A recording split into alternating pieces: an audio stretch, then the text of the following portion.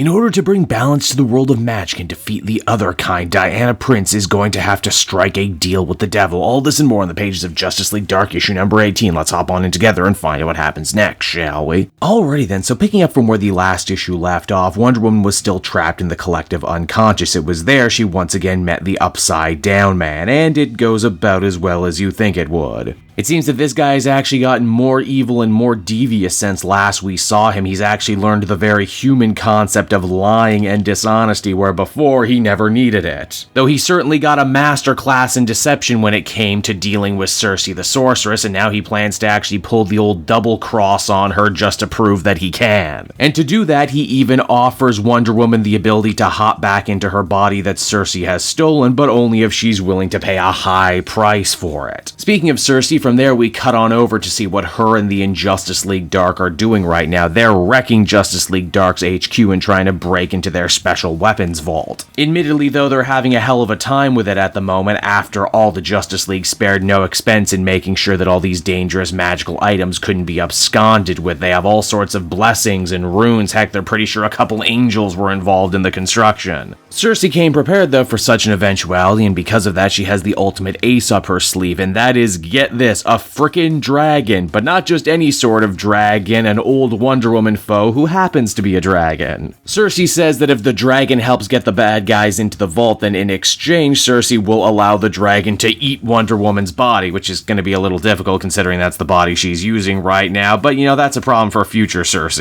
Now while all this is going on, Constantine and Zatanna are still trapped inside the magical vault. They are literally stuck between a rock and a hard place right now, and they figure that if they're going to die anyway, they might as well go out fighting, and indeed they are in a room filled with the most powerful magical weapons imaginable. Granted, a lot of these evil tchotchkes are sticks that can't be unstuck, and they wonder if that's really their idea or if Eclipso has been fucking with them. Indeed, it seems like the only person who would be able to save our team right now is Wonder Woman herself. Now, what was the deal that the Upside Down wanted to make with her? Well, it's gonna seem a little strange at first. Basically, the Upside Down Man says that he'll allow Diana to return to her world, get her body back, but only on the condition that she pretty much does the impossible and bring balance back to the world of magic. If Wonder Woman is able to complete this purposely insurmountable task, then the Upside Down Man will be appeased. If not, though, he will continue with his plans of basically eating every and everyone magic on Earth. In fact, just to show that he's still not one to be trifled with and that he's not going soft, he goes out of his way to eat poor Witchfire, who was just an innocent bystander in all of this. Now, while Wonder Woman may not be able to bring balance to the magical world on her own, maybe she won't have to. After all, we still have Khalid in the Helmet of Fate. There is no Dr. Fate right now, there is no Order, but what if there was, as the comic comes to a close?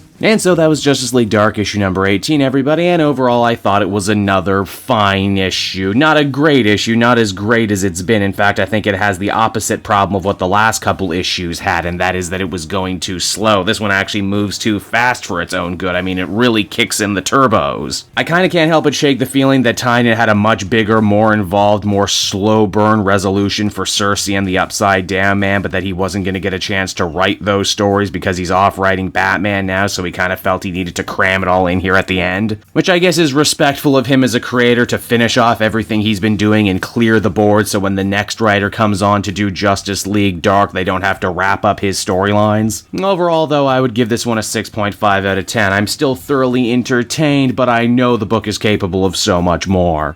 Hey there everyone, Cape Jewel again, and I want to thank you so much for watching to the end of the video. As always, if you liked what you see, be sure to like, subscribe, comment. It really helps drive engagement and helps me out too. Also, if you are a patron, which you can become for as little as $1 a month, you will get exclusive content that no one else can ever see, and you'll get to see the Comic Multiverse podcast before anyone else too. You can check out all this and more down in the description. And until next time everyone, this has been Cape Joel, and I'll see you all next time. Cheers.